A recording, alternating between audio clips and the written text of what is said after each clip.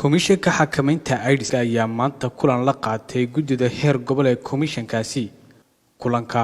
ayaa waxa uu ujeedkiisu daaranaa sidii loo dardargelin lahaa howlaha shaqo ee guddidaasi iyo sidoo kale sidii bulshada looga wacyigelin lahaa xanuunkaasi. Ugu horreynna waxaa halkaasi ka hadlay mas'uuliyiintii ka socotay komishanka xakamaynta AIDS-ka iyo sidoo kale mas'uuliyiintii kala duwaneed ee ka soo qayb gashay intii uu socday kulankaasi. maanta waxaan isugu nimi uu jirkeenan daaran yahay in guddidii maxay heeday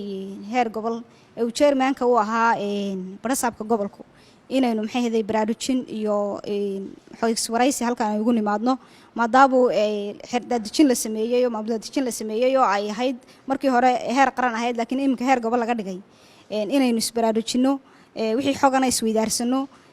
shirkana uu soo inoogu furmi doono insha Allah waxaynu maanta daa furaynaa amba aynu asaasaynaa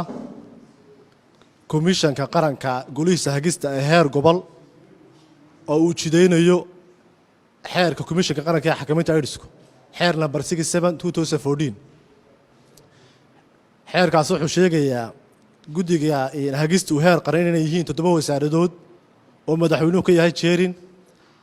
markuu maqayna wasiirka caafimaadku heer gobol markay noqotana waa 7 wasaarad isuduwayaashooda iyo barasaabkii gobolka waxaanu ognahay isuduwayaashu waxa uu dhigmaan wasiiradii markay gobolka joogaan barasaabkuna wuxuu dhigmaa madaxweynihii 7 wasaarad isuduwayaashooda wax isku noqon doonaan golaha hagida heer gobol iyo jeerinkana uu yahay barasaabkii marka waxaan isku baraarujinaynaa maanta halkan ku asaasaynaa in 7 wasaarad xafiiskan uu yihiin golaha hagida amba board kala talinta taa macnaheedu waxay noqonaysaa isu duwa marka tahay kii caafimaadka kii waxbarashada kii diinta waqafta kii arrimaha bulshada kii cadaaladda in xafiis komishanka qaranka xakamaynta AIDS-ka aad qayb ka tahay iyo kii diinta waqaftaba aad xafiiska qayb ka tahay marka isu duwa ku yeero amba xawlu jirto hawarkin hawlka xafiiska la laakiinse waa xafiiskan mandate-kiisa qaybta ka ahayd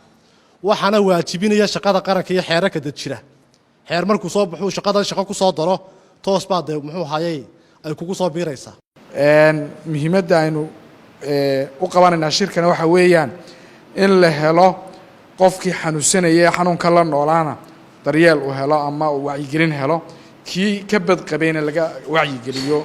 oo si aanu xanuunka u faafin oo aanu maaragtay saameyn ugu keenin mujtamaceena runtii kulankan aynu isugu nimi ee lagu aasaasayo ama lagu hawlgelinayo guddida heer gobol ee uga wakiila qaranka jamhuuriyadda Soomaaliland hay-addan komishanka HIV AIDS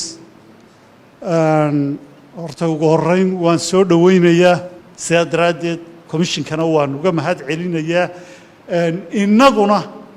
dee wada joogisteennii iyo shaqan maalmeedkeennii wax ku soo biiray oo annaguna aanu idinku dabageli doono xog haynta iyo xafiiska u xil saaranina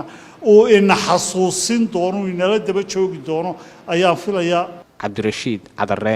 MMTV, Berbera. shirkadda isgaadhsiinta casriga ah ee Somtel abaalmarinta macmiil noqo milkiile in ka badan 14 kun oo macmiil ayaa ku guulaysan doona hadiyada ay ka mid tahay maalgelin u dhaxaysa $1,500 ilaa $20,000 Mareykanka ku shubo $0.5 ama $0.5 oo kaliya oo isticmaalaya adeegga e-dahab.